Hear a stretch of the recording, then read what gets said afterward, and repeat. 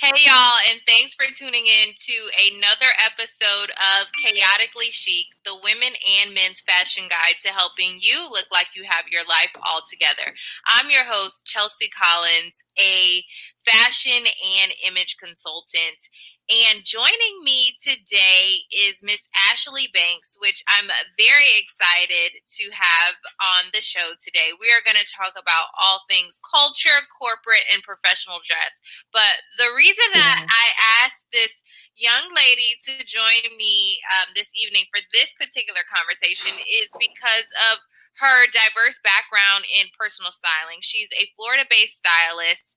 She's been styling for over 15 years. She styled in Miami's Fashion Week. She has styled everything from music artists to just the everyday corporate business professional, and we are Yes. going to talk about a lot of things.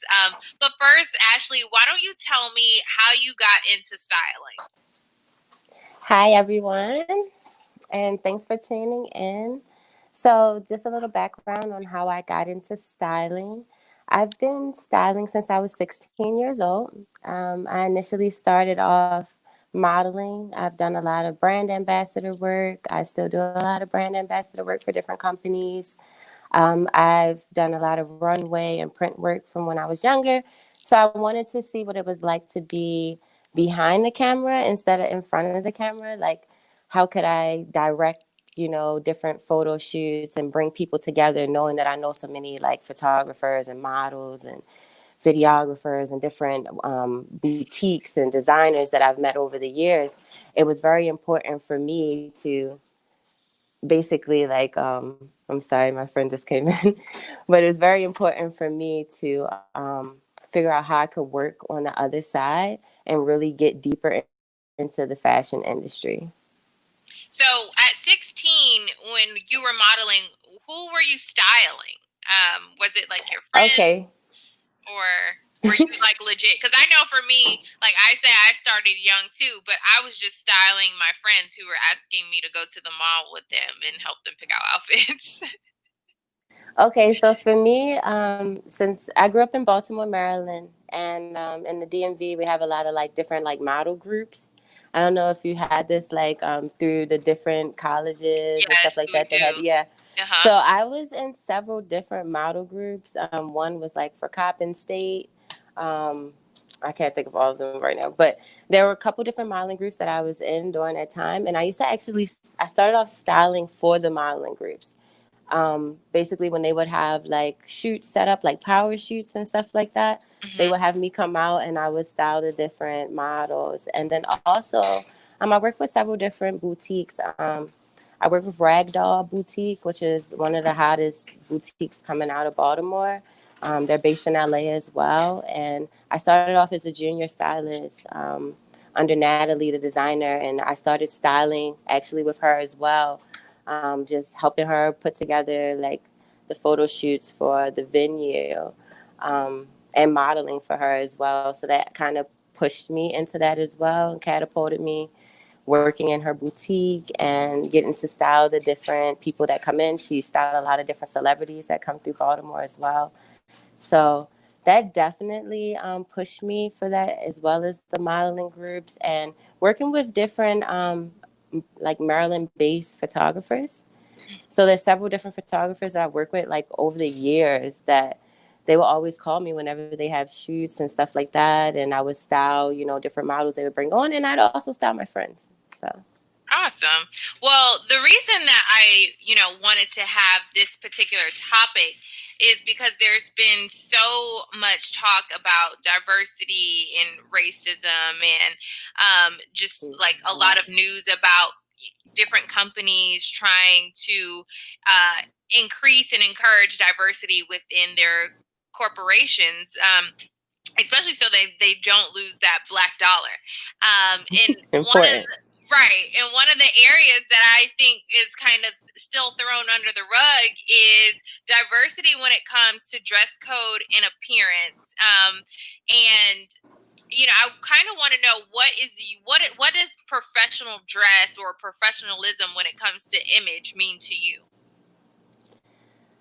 Professionalism can mean so many things to so many people. I guess it really just depends on the setting overall, but it's really about your behavior, your attitude, and how you conduct yourself. I feel like when it comes to clothing, clothing is like your second skin.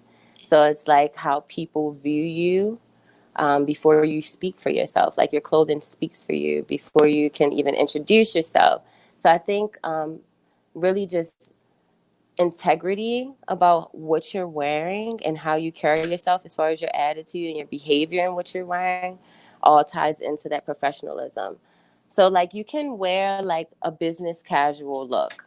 Like say you have on just like a button down and like a nice blazer, but then you may have on like some denim, like some dark denim, you know, and some nice shoes with it. Like that would be considered professional, you know, in a lot of different settings, especially now in 2020, everything's very lax and laid back. It's not like, you know, suit and tie everywhere you go. But if you're going to, you know, like a very important business meeting where you know you have very high profile clients, those black denim jeans may not fit, you know, that particular setting. So depending on who you're meeting, they may have on a three-piece suit. They don't feel like, you know, that's very professional for that setting. So I think it very much varies, and there's a lot of diversity with that in the corporate America now, with just, you know, people working from home and everything now. Like it's just such a vast thing about how professional is professional now. Right. And yeah, I definitely want to get more into like the whole work from home. I've had some people, you know, that like it, and I know some people talking about their coworkers who are showing up on Zoom looking crazy. But you know, before we get into that, I know when I worked in like a corporate setting, I was always afraid to like wear braids or wear my hair out, you know, in its natural state, because I didn't want to be the center of attention. I didn't want people to say like, "Oh, can I touch your hair?" Or, you know, and I think sometimes just being a woman of color or a person of color, you know, it's great that we're able to change up our looks and our hairstyles and things of that nature, but we're often afraid of how it's going to be perceived. So what do you say to a client who says, "Hey, listen, I, you know, don't want to wear my hair straight, or I don't want to wear this straight wig. I want to wear my hair out. I want to wear braids." What's your advice to them if they're afraid? I mean, definitely like living your truth, you know, get out your comfort zone, get out the box. If you want to be this person that you see yourself as, and I tell a lot of my clients, you know, like it's so important that I help them, you know, portray the image that they want to be like on the inside, on the outside. It's very important to me. So I feel like it's just like, hold on, give me 1 second for me. Will it let me pause it? It won't let me. I'm like, will it let me mute it for 1 second?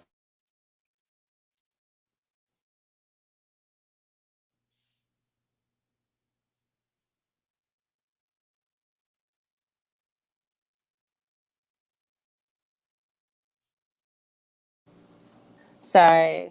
Did You're it go good. back to play? Yes, yes, you're Okay. good. All right. Sorry about that. I'm literally I'm in Cali right now, and I like just like checked in my room like right before you called, and I'm like, okay, and let me get set up, and I have my friends here, so they're like, oh, What you're on the time is interview. it? What time is it in California right now? It's 5:39 Oh, p.m. okay. So it's still pretty Yeah, early.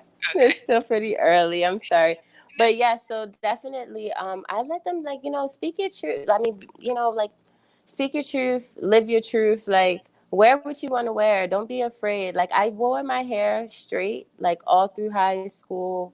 I think it wasn't until I was maybe around like 23 or something I started to embrace my natural curly hair and actually went to like just wearing it natural, went through the different phases with it, cutting it out, and it was like a whole process. And I didn't feel comfortable back then because I worked in you know, different settings in corporate America as well, where for me to wear my hair in an afro, it was looked at in a different light than it is now. Like now it's cool to have an afro, now it's, you know, it's trendy.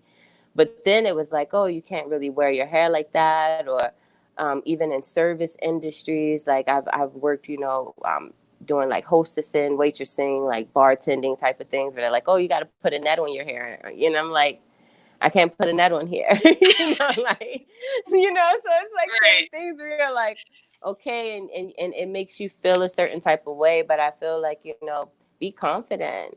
I confidently rock my afro. I love having natural hair. I love when I see other women with natural hair. I'm like, yes, girl, rock those braids, rock that afro. Like, yes, it's amazing. Like, we should be able to wear our hair as we are. Right. And it goes back too to like when you, even before you get the job, when you're in the interview, talk to the employer, talk to the person giving you the interview, and ask them how do they feel about, image and dress code, because that sometimes can open the door to really understanding the type of company that you're going to work for. If they are like, no, we're against these things, then that might help you have a better understanding on if this is a company that really is looking to diversify their company and things of that nature. So I think Very like too, important. living in your truth, and that's something that I'm just really getting to understand. I'm like, sometimes we feel that we'll be judged for wearing our hair a certain way, or doing things that are just within our culture to do. But sometimes people are just like envious too, like, or they're idolizing it, and it's not that they don't think it's beautiful or they don't think it's professional. They're just not used to seeing it. And I remember seeing a meme, I think last week, and it was Yeah. like, if a black person said to a white person the things that are sometimes said to us, like like they just grab our hair, or if somebody just like Mm-hmm. grabbed our hair or something. So how in a professional setting, if somebody's just not used to like seeing the afro, but they like it, they think it's pretty, and they want to have that opportunity to touch it, or they want to know, like, oh, how do you do that, or is that your real hair? How can somebody handle that on both ends in a professional setting? Like, what's some advice for that? That's such a great question. And it's hilarious because, it's something that I've thought about for so many years, and I've had so many situations where it's like, how do you deal with it? And you're like, Mm-hmm. it's hilarious, like, honestly, I've been in different settings where we had the conversation the other day where I was telling you, like, I went to like a mansion party, and this guy, he's like talking to me, he's like, oh my God, your hair is amazing, and he's just like palms and like grab. I'm like, are you serious? Like, so I've been in the club where people have just reached out and they just grab it, and they're like, oh my God, it's so amazing. Then you have people that are like, is that real? Is that Right. really your hair? And this is like my reaction. I'm always like this. I pull my hair back and I show them, like, yeah, it's growing from my scalp. So it's so many different ways, but I think in a professional setting, the best way to let them know is like, hey, like, if they ask about your hair, how do you get your hair like that? A lot of times I tell them, like, hey, I sleep on it. Or like, I try to think of, like, like, how can you say, like, I was born like this? Right. Like, how can you really say, like, I really was born like this, like, this is how God made me, he gave me this kind of hair. Mm-hmm. I had like long braids a couple weeks ago, and like this lady was just like, come here, come, the older lady, come here, and she just like wanted to grab my hair, and I'm not that person who's just like, oh my God, don't touch my hair. I will just be like, okay, but I know there are some people who are just like, don't touch my hair. Don't. Somebody asked me like, how do I wash my braids? Like, but I don't That is take. hilarious. How do you wash your Yeah, hair? and is that yours? And how long did it take? And who does it? As if that person was gonna go get some as well, and they're not. But it's so I It's think we just hilarious. need to.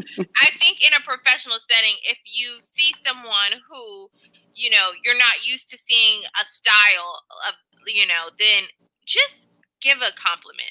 And if you don't have, like, Yeah. your parents say, if you don't have anything nice to say, don't say Don't anything say at all. anything at all. So it's either, Yes. hey, your hair looks beautiful, or unless you're really, really close with that person and you feel like y'all got this friendship bond, and you're like, hey, listen, I've never seen that, can you tell me a little bit more? Or go on YouTube. YouTube has all the answers, you know? So, um, another thing is, what are some recommendations for someone who says that they do want to step out of the box, whether it be with their dressing or their makeup or hair, to step out of the box in a corporate setting?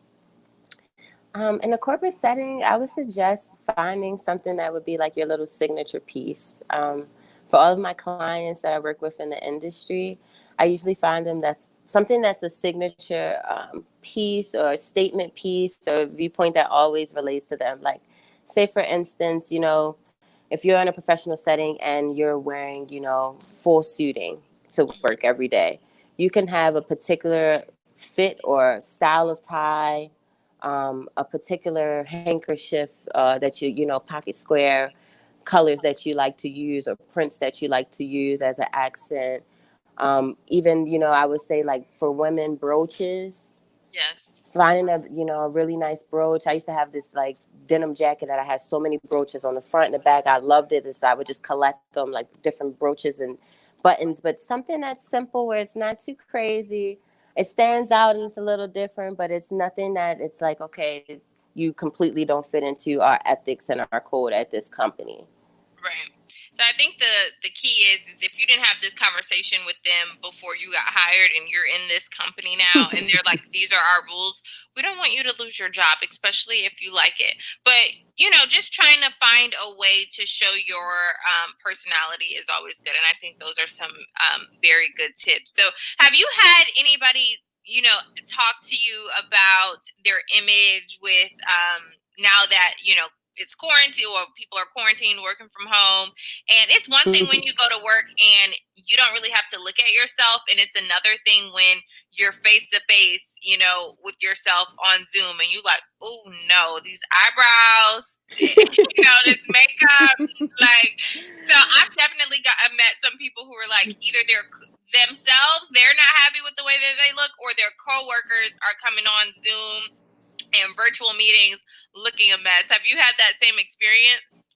Definitely. And I did an interview for Stilo Style magazine like a couple months back, and we talked about just staying at home and what was going on with beauty and style as far as the since the corona, the COVID situation. And we talked a little bit about that, about people coming to their Zoom meetings in their pajamas. And that's been the norm right now, actually. Like, everybody is doing these interviews. It was funny because right before I got on for this, I was like, oh, I just got to the hotel. I'm like, I threw on a little jacket. I was like, okay, let me throw on some lip gloss.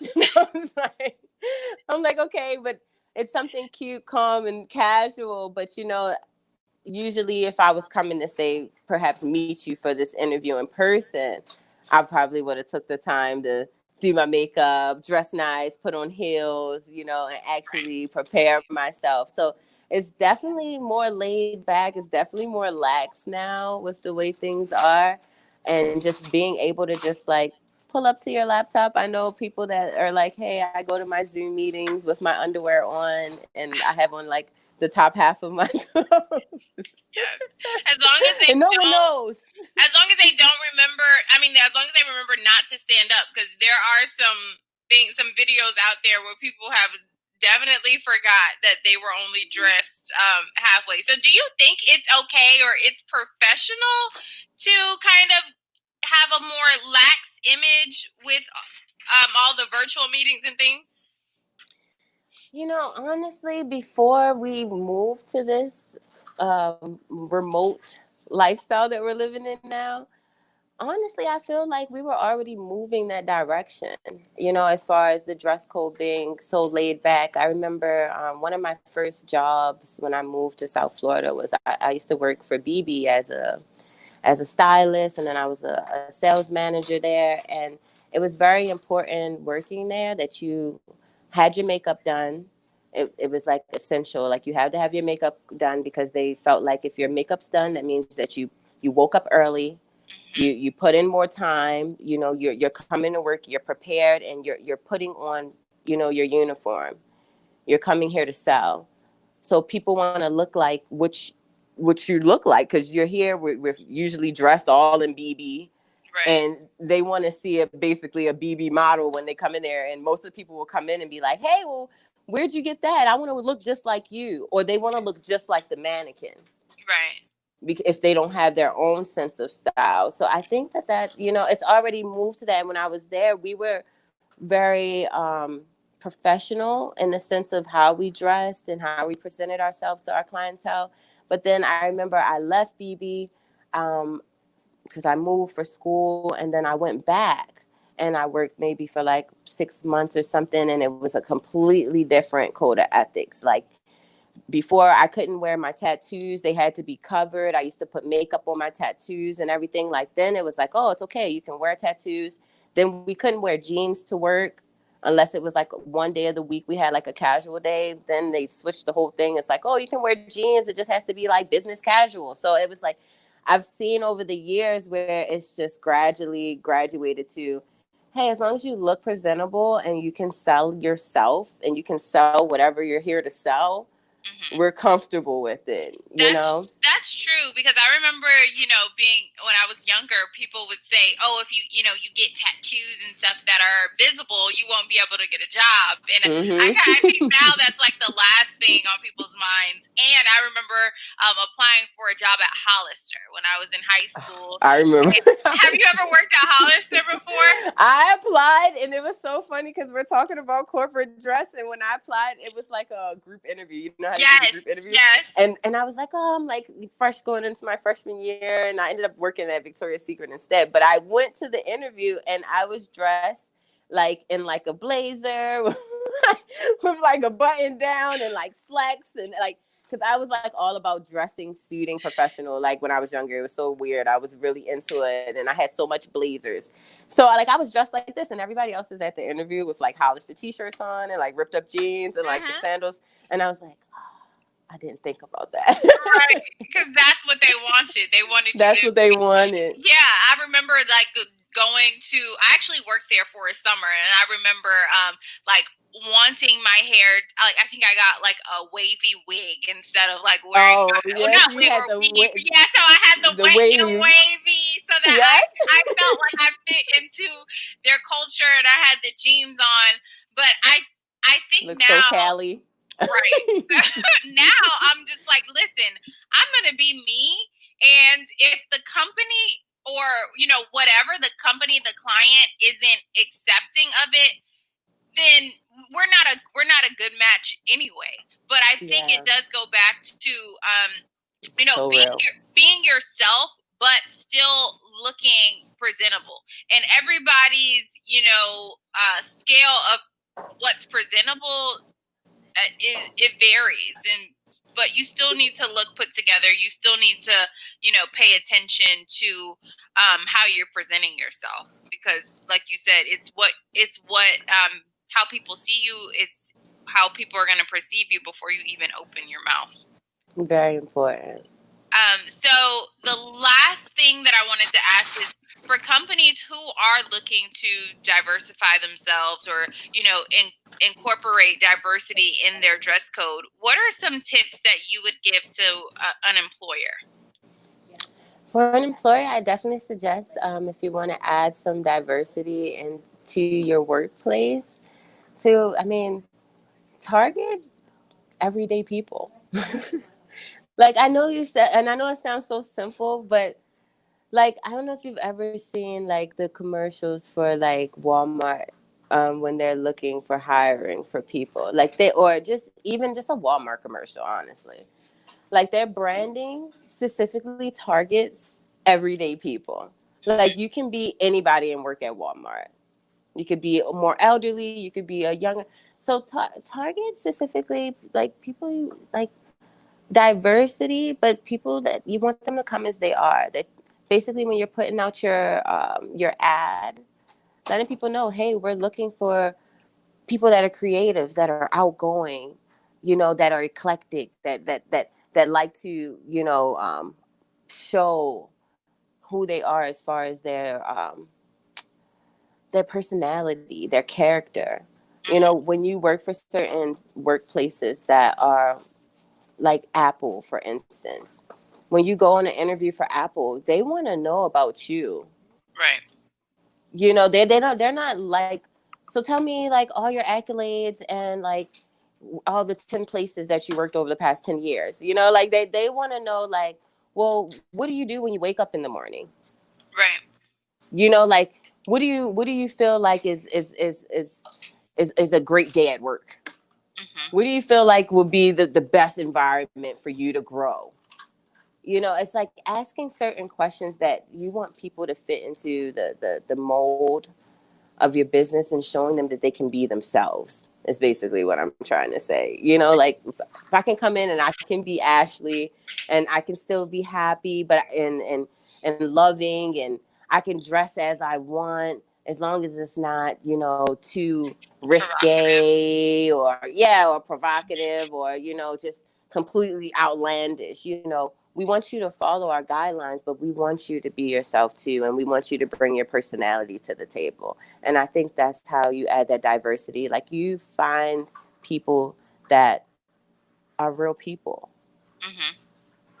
And I think too, Yeah. like not having that, not Xing someone out if they come to an interview in jeans, or if they have nails that might seem longer than the professional length, or a color Yeah. that's not nude or French, because then it can be a conversation starter, to Hmm. really understand who that person is, and why it is that they love long nails, or why they wanted to wear their hair in an afro versus trying to straighten it and put it in a Hmm. bun for that professional look. So I agree with that, and it's kind of just being comfortable with being who you are, and accepting if people have ignorant comments, or if they want to touch your hair, and just being able to accept that, and kind of roll with the punches. Well, Ashley, thank you so much for talking with me today. I'm sure there's going to Like, be thank people who you. want to stay in contact with you, who want to follow you, who might even want to DM you for more questions. So, how can people stay Yes, in DM contact? me. You can definitely DM me. You can email me.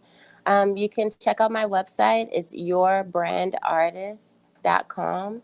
And it's all spelled out like YOURBRANDARTIST.com. You can also find me on Instagram at Your Brand Artist, and my personal page is at I Am Your Stylist. So you guys can check me out there, and I'm your stylist on all your platforms: Twitter, Instagram, YouTube. So yeah, you guys can definitely DM me, email me. I'm always here to help, give a helping hand, give some great advice, spread a little love, spread a little light. I know earlier I mentioned that you are a South Florida based stylist, but are you doing any virtual styling or assisting due to COVID? Due to COVID, I haven't really switched up. That's the crazy thing. I haven't really switched up a lot what I've been doing, because I've started doing a lot of the online shopping things probably in like 2013 or something like that.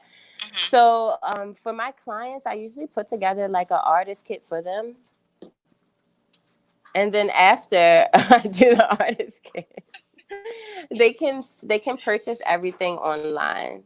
So I've been doing this for several years now, where I kind of already have it lined up like that for them. So for a lot of clients that can't afford to go shopping hourly with me, like in store, or to have me actually go in store and pick out pieces for them, Hmm. I put everything digital for them, and they just go online and they purchase the pieces at their leisure. so then they can build their wardrobe over time. Awesome. And I think that's one thing that we have in common is that you said you focus on affordable styling, and so do I. A lot of people think that styling has to be expensive, and I think that if they're one of those people who like buys everything straight off the mannequin, and that having That a can be expensive. stylist, yeah, that's expensive. So having a stylist will probably save them some money. But thanks again, and for joining me today, Ashley. And for those of you who are watching live, and those of you who might be watching in the future, don't forget to download my free 5-step guide to discovering what your image says about you. It is up in the captions portion. Click the link, and it will take you right to the download, and it'll help you just understand what your image is saying about you to see if it's helping or hindering your success. And until next time, thanks again. Awesome. It was lots of fun. Have a great day. Bye. Bye. Thanks, love.